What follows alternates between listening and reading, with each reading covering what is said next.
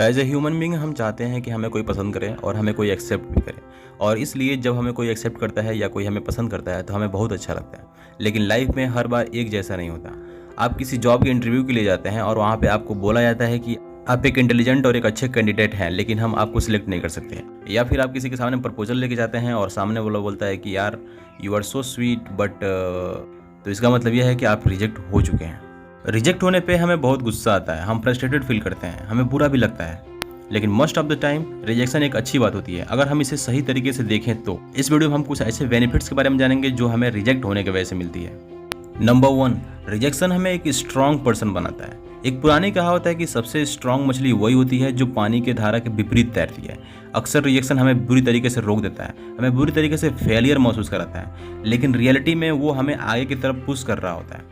एक बात हमेशा याद रखिए कि आदमी तब स्ट्रांग नहीं होता जब सारे काम उसी के अनुसार होते हों, बल्कि वो तब स्ट्रांग होता है जब वो प्रॉब्लम से लड़ता है, उसको अनएक्सपेक्टेड रिजेक्शन झेलने पड़ते हैं। इस तरह से रिजेक्शन हमें एक रिसोर्सफुल और एक मजबूत इंसान बनाने में हेल्प करती है, जो हमें लाइफ में आगे बढ़ने के लिए बहुत जरूरी होता है।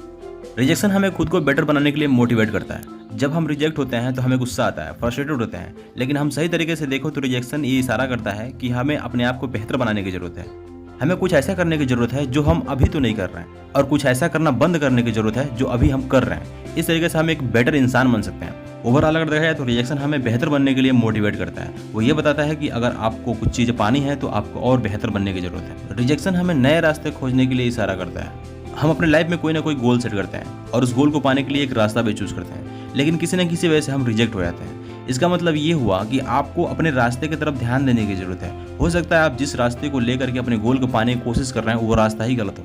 इसका मतलब यह है कि रिजेक्शन आपको ये बता रहा है कि जिस गोल को पाने के लिए आपने जिस रास्ते का चुनाव किया है वो ही गलत है, इसलिए आपको रास्ते बदलने की जरूरत है। नंबर 3, रिजेक्शन हमें अपने गोल के बारे में दोबारा सोचने के लिए साइन देता है। सभी प्राणियों में एक टेंडेंसी पाई जाती है कि वो वार्निंग के संकेतों को अक्सर इग्नोर करते जाते हैं, बट ये टेंडेंसी इंसानों में कुछ ज़्यादा ही होती है। मान लीजिए आपको बचपन से ये कहा जा रहा है कि आपको सिविल सर्विसेज में जाना है या फिर एमए करना है या फिर किसी और पढ़ाई को करना है। धीरे धीरे आप बड़े होने लगते हैं तो आपको पता चलता है कि आपका इंटरेस्ट तो किसी और चीज़ में है, शायद म्यूजिक में या फिर डांसिंग में या फिर किसी और काम में। आपसे ये कहा दिया जाता है कि आपको सिविल सर्विसेज में जाना है या फिर एमबीए में करना है या फिर किसी और चीज़ को पढ़ाई करना है। इसके वजह से आप एमबीए करते रहते हैं या फिर सिविल सर्विसेज की तैयारी करते हुए रहते हैं, और उस नौकरी को पाने के दौरान आप कई बार रिजेक्ट होते हैं।